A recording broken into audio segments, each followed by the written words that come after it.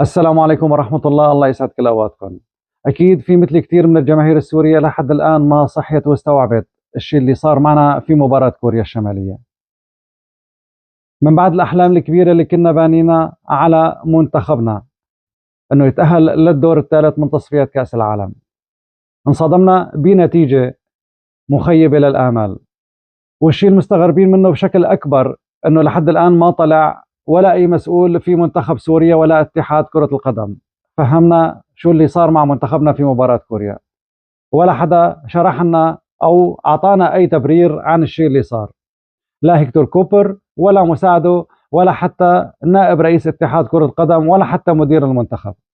ما بعرف أنتم من شو خجلانين أو من شو خايفين. هذا الشيء أنتم متعودين عليه وهذا الشيء نحن متعودين عليه منكم. أنتم ما بتعرفوا غير الفشل. ما بعمركم قدمتوا لنا شيء أو قدمتوا شيء لسوريا ولا حتى لاسم سوريا ولا حتى لمنتخب سوريا. من يوم ما أنتم استلمتوا واللي قبلكم كانوا مستلمين عودونا على الفشل. من حق الجماهير السورية تعرف كيف كان منتخبها بيلعب أمام كوريا الشمالية. من حقها تعرف ليش نحن خسرنا في هي المباراة المفصلية. نحن بنطلب منكم تطلبوا من الاتحاد الآسيوي ينزل المباراة على قناته على يوتيوب لحتى نشوف خيرة خياراتكم كيف كانت عم تلعب، لحتى نشوف خيرة طواويسكم اللي اخترتوهم كيف كانت عم تلعب، لحتى نشوف خيرة واسطاتكم كيف كانت عم تلعب بمباراة كوريا. أما مشان مباراة اليابان نحن لازم نفوز في مباراة اليابان ونتأهل للدور الثالث من تصفيات كأس العالم. كيف؟ ما بنعرف، وإلا ما رح نرحمكم. بتعملوا واسطات بيننا وبين الفيفا وبين اليابانيين، ولا بتعملوا واسطات بيننا وبين الاتحاد الآسيوي وبين اليابانيين لحتى ناخذ المباراة. كيف؟ نحن ما بنعرف. هي شغلتكم انتو، هي الطريقة انتو أدرى وأعلم فيها. انتو أهل للواسطات، انتو أهل للمحسوبيات.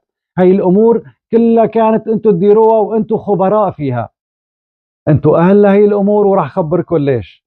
إذا ما بنتأهل للدور الثالث من تصفيات كأس العالم وبناخذ مباراة اليابان، راح نحكي مين المدربين اللي لازم كانوا يكونوا مكان هيكتور كوبر، المدرب البرازيلي من الصف الأول والمدرب اللي بيدرب بالدوري الفرنسي من الصف الأول، وليش ما تعاقدتوا معهم.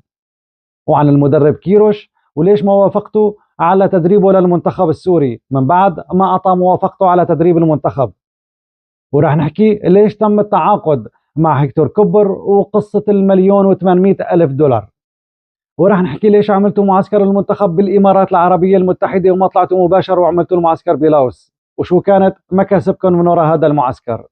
هي رسالة الجماهير السورية والفرصة الأخيرة لكم من الجماهير السورية. نحن لازم نفوز في مباراة اليابان أو ناخذ مباراة اليابان ونتأهل للدور الثالث من تصفيات كأس العالم.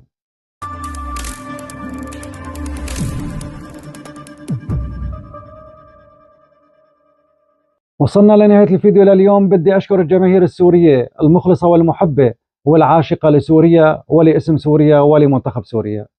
نلتقي إن شاء الله بالفيديوهات القادمة. دمتم بأمان الله.